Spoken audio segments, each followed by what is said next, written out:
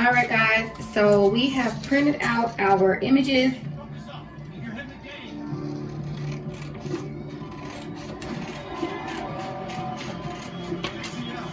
So here's the top half, like so. So what I'm going to do is take this over to the heat press. This is the front of our socks, and we're going to place it down like so. Now, the reason you want to use a sock insert, let me pause my television. Okay, guys, I'm sorry about that. So here is our print. Okay, so this is going to go down with this part up onto the heat press, and I have a cardboard insert that I made from a box. So all I did was took a sock, and this should work for any size sock that you're trying to use. You do not need to buy your own. What I did was just took a sock and measured how long it was. And you want your insert to come up slightly taller. You can go longer than this if you want. The length doesn't matter, but the width needs to be on point, okay? And then once I got that down, I just took the bottom part and just kind of curved it like so, so there wouldn't be any hard edges around the foot of the sock to be any tearing, okay? See how simple that was? And it's free because everyone has something like an Amazon box or whatever. And what you'll notice is that when you stretch the sock this way, it's going to sublimate into the cracks and crevices, right? So that when somebody put this sock on, the color will still be in there. When you see that people sublimate and they don't stretch first, when the person goes to put that sock on, it stretches and you see a whole bunch of white lines in between the image, and that's what you avoid by doing it this way. So that's why I made the sock insert, and that's why I recommend you do that too. So we do have two sets. This is our top and our front, and then this will be our back. I know they look the same, but they're not, and they may not make a difference, but I did want to do both sides, and I left overlapping, and you guys will see how I do that. So I will see you guys at the heat press. We are now at the heat press, and I'm going to put our butcher paper there. As I mentioned before, you take the socks,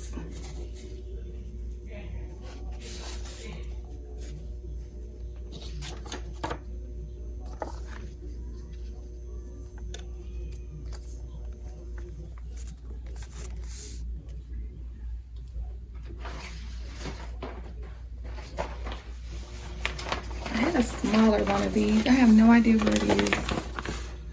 Wish I could find it. But at any rate, I'm just gonna put it down without it. That's weird. Okay, hold on, y'all, because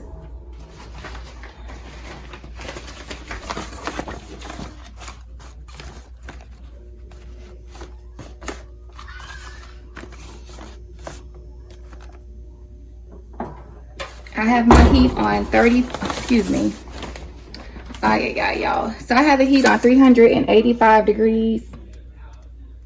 And I'm gonna leave it on for 75. And I'm just gonna take this and roll it back up a little bit because I don't want it.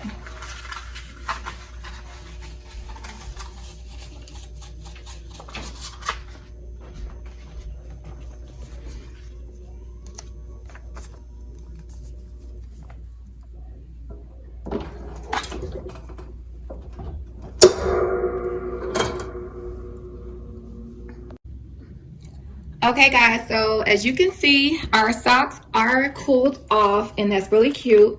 Now what you want to do is flip them over, and you want to pull your sock in a little bit on each side.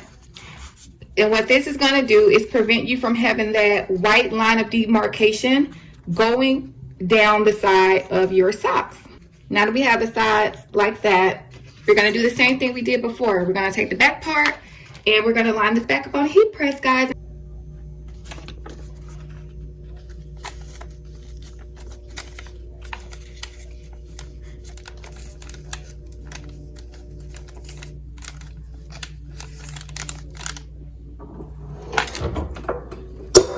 .385 at 75 degrees. That was 385 at 75 seconds. I'm so sorry, guys. I did not turn my camera on. I thought it was on.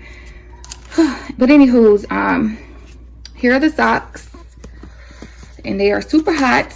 But yeah, so we have our socks done. You can pull out your insert. As you can see, there is no line on the side of the sock. Okay, and as you also can see here, there was the yellow.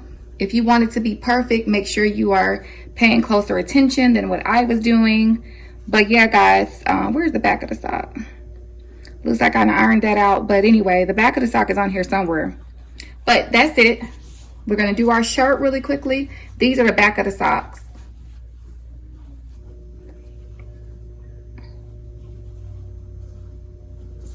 We're gonna do our shirts, and I will show you all the finished outfit.